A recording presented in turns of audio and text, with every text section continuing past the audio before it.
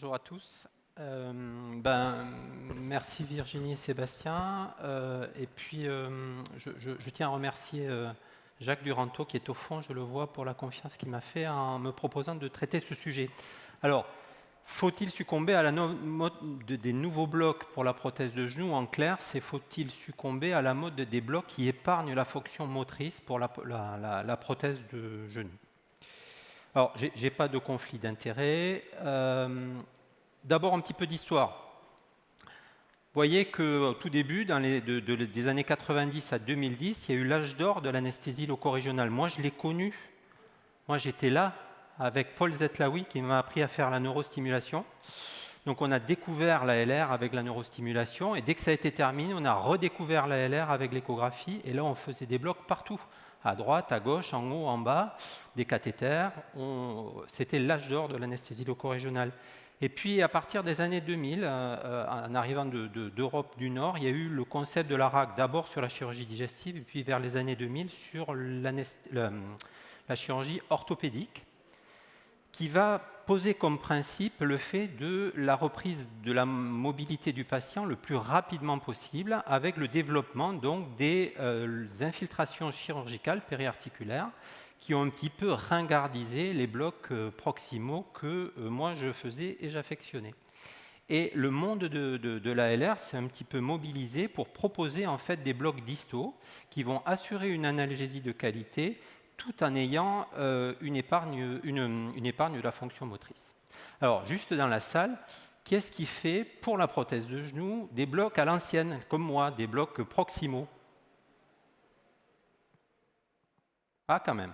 Je croyais être le seul, mais bon, on est quand même certain nombre. Et qu'est-ce qui fait des blocs distaux? Un peu plus nombreux. Alors, on va essayer de remettre tout ça en perspective. Alors, déjà, l'innervation du genou, c'est une innervation qui est complexe.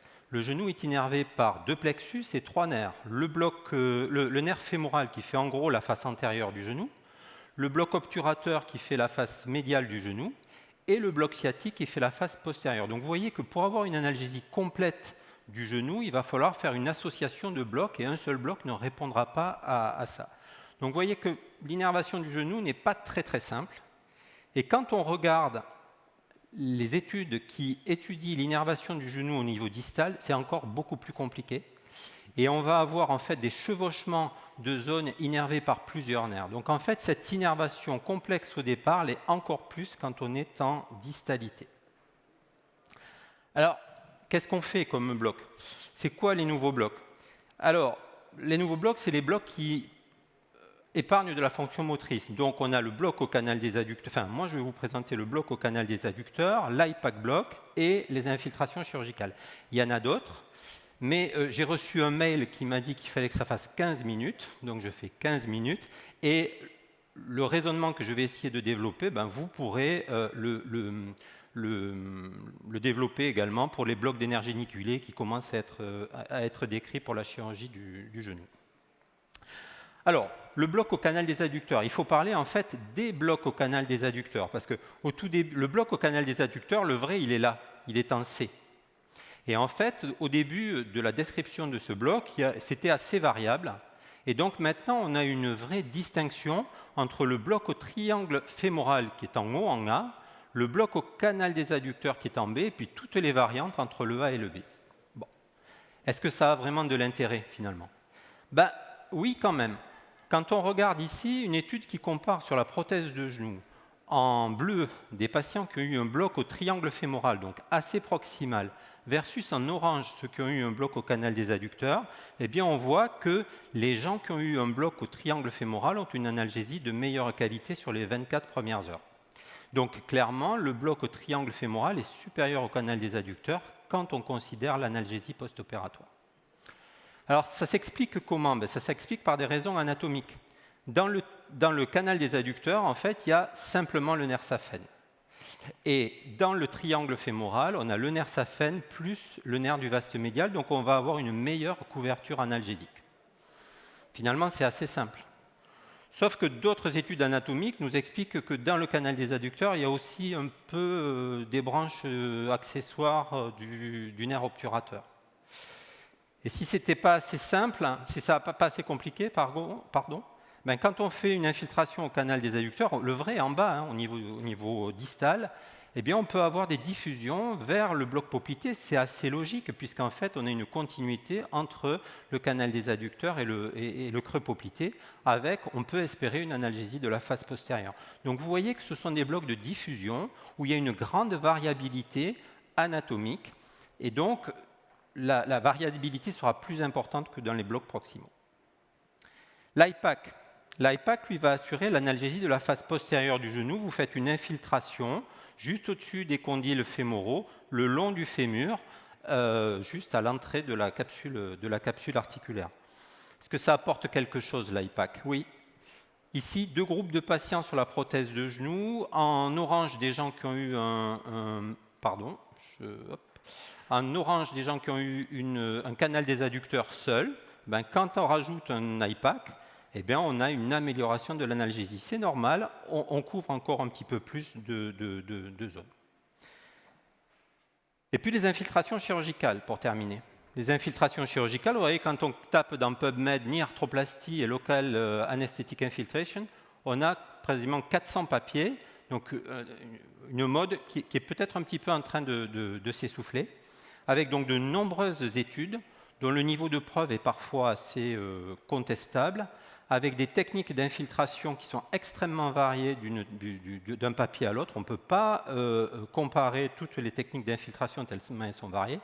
Et puis alors surtout, ils y mettent tout à l'intérieur. Ropivacaïne, dexaméthasone, kétorolac, épinéphrine, sufinta, kétamine, il y a un petit peu de tout. Donc ce sont quand même des techniques qu'il est difficile de comparer parce qu'il n'y a pas de reproductibilité d'une infiltration à l'autre. Les volumes. Alors comment on fait pour choisir finalement? Ben, pour choisir, à mon avis, il faut répondre à 2 questions. Première question, c'est quelle est l'efficacité analgésique? Et la deuxième question, quelles sont les conséquences sur la reprise de la marche? Alors, l'efficacité analgésique. L'anesthésiste ou le chirurgien, bloc distaux ou bien infiltration? Eh bien, j'ai le plaisir de vous annoncer qu'on fait mieux que les chirurgiens. Alors, ça a été repris dans certaines méta-analyses. Moi, je vous montre un papier qui est récent, qui date de 2024, où ils prennent 2 groupes sur les prothèses de genoux. Ils font canal des adducteurs IPAC et une infiltration, soit au sérum physiologique, soit aux anesthésiques locaux. Eh bien, l'infiltration aux anesthésiques locaux n'apporte strictement rien en termes d'analgésie. On l'a vu un petit peu, ce que tu l'as présenté sur la prothèse de hanche, c'était un petit peu le même résultat. Donc clairement, les blocs distaux sont supérieurs aux infiltrations chirurgicales pour la prothèse de genou quant à l'analgésie post-opératoire. Maintenant, les blocs. Alors, une étude très intéressante de l'an dernier qui va comparer sur la prothèse de genou le bloc fémoral, le bloc au triangle fémoral et le bloc au canal des adducteurs. Quels sont les résultats? En G1, donc, c'est le fémoral, G2, le triangle fémoral, G3, le canal des adducteurs. Et bien, quand on compare en termes d'analgésie et de consommation de morphine, clairement, on a un avantage à faire le bloc fémoral, puis le bloc au triangle fémoral, versus le bloc au canal des adducteurs. Voilà, donc le podium, c'est fémoral, triangle fémoral, canal des adducteurs. En clair, plus on est proximal, plus on est efficace sur l'analgésie, plus on est distal et plus on perd en qualité d'analgésie. Alors maintenant, quelles sont les conséquences sur la reprise de la marche? Eh bien, je reprends exactement le même papier. Et là, on a le résultat strictement inverse. Donc on a sur la qualité de la fonction motrice à la 6e heure, on a le podium qui est strictement inversé, donc canal des adducteurs qui produit le moins de conséquences sur la fonction motrice, triangle fémoral et bloc du nerf fémoral.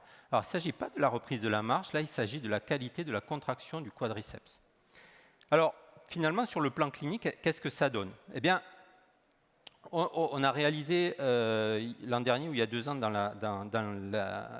notre équipe, une étude justement sur la prise en charge des prothèses de genoux avec un groupe auquel on fait des blocs proximaux et un groupe dans lequel on fait des blocs distaux. Donc 2 groupes. Alors ce groupe-là, ils ont fémoral, obturateur, sciatique. Donc on couvre la totalité du genou. Et le groupe ITO, ils ont canal des adducteurs, obturateur, IPAC. Qu'est-ce qu'on trouve sur la reprise de la marche? Eh bien, clairement, et ce n'est pas une surprise, à J0, le jour de l'opération, les patients qui ont eu un bloc au distal, des multiblocs distaux, ont une reprise de la marche qui est significativement supérieure à ceux qui ont eu un bloc proximal. En clair, ceux qui ont un bloc proximal ne marchent pas. D'accord.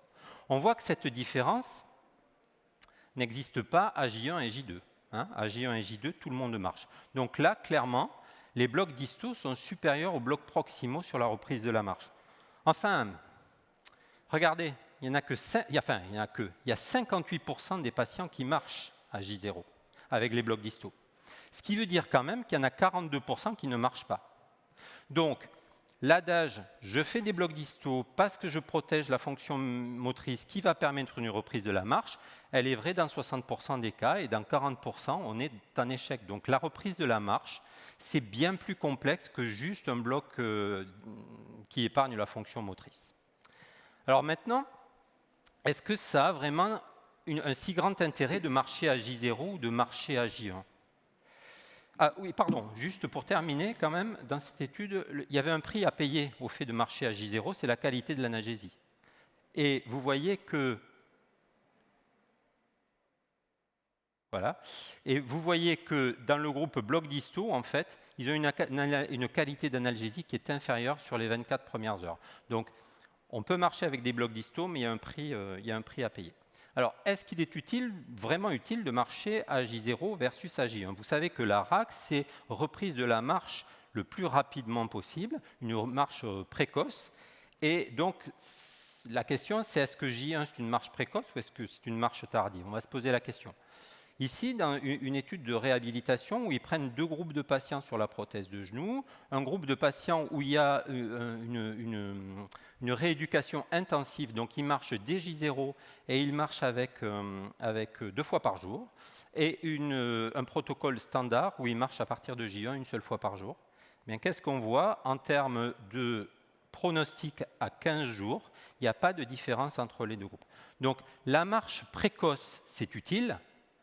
La marche à J0 à tout prix, si on regarde ce genre d'études, n'apporte pas finalement de bénéfices. Donc marcher précocement, oui. Marcher systématiquement à J0, peut-être pas.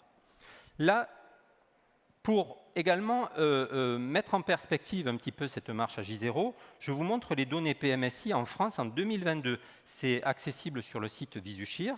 Donc en 2022 en France, 104 000 prothèses de genoux. Les prothèses en ambulatoire, donc où la marche à J0 est obligatoire, vous voyez, c'est moins de 2500 prothèses. C'est moins de 2%. Et la durée moyenne de séjour est quasiment à 5 jours en France en 2022 pour la prothèse de genou. Donc peut-être qu'avant de se poser la question de savoir si le malade doit marcher à J0, il faut peut-être se poser la question d'améliorer un petit peu la prise en charge pour réduire la DMS. Alors, on succombe ou on ne succombe pas ? Eh ben, c'est une question d'équilibre, en fait, c'est une espèce de balance. Alors, pour les blocs proximaux, ce sont des blocs qui ont une grande prédictibilité, une très bonne qualité d'analgésie. Ils ne permettront pas aux malades de marcher à J0. Ils marcheront par contre à J1, vous l'avez vu dans l'étude qu'on avait fait dans l'établissement. Les blocs distaux, la prédictibilité et l'analgésie sont de moins bonne qualité. Elles sont réelles, mais elles sont de moins bonne qualité. La marche à J0 sera souvent possible, pas toujours, et la marche à J1 sans problème. Et enfin, les infiltrations chirurgicales, c'est elles qui ont la moins bonne qualité d'analgésie et de prédictibilité. Les gens marcheront à J0 si tant est qu'ils n'ont pas trop mal, parce qu'un malade qui a mal ne marche pas. Et voilà. Donc, est-ce qu'il faut succomber? Peut-être, ou peut-être pas. Et si on est comme moi, qu'on fait encore des blocs proximaux, on n'est peut-être pas si ringard que ça.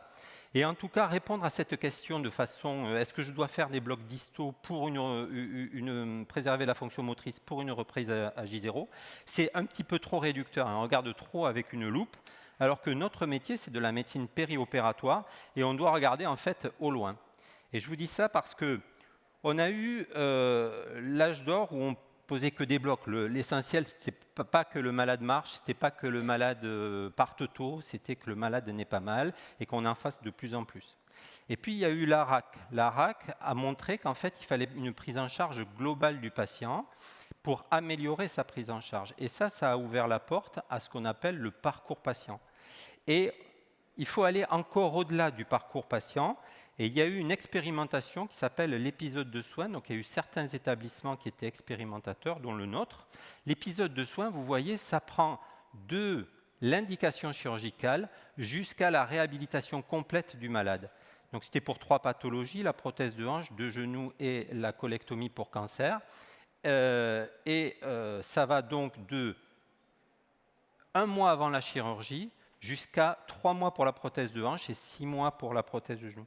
Et vous voyez que finalement, notre débat, est-ce que je fais un bloc proximal pour préserver la reprise de la marche à J0 versus J1 ?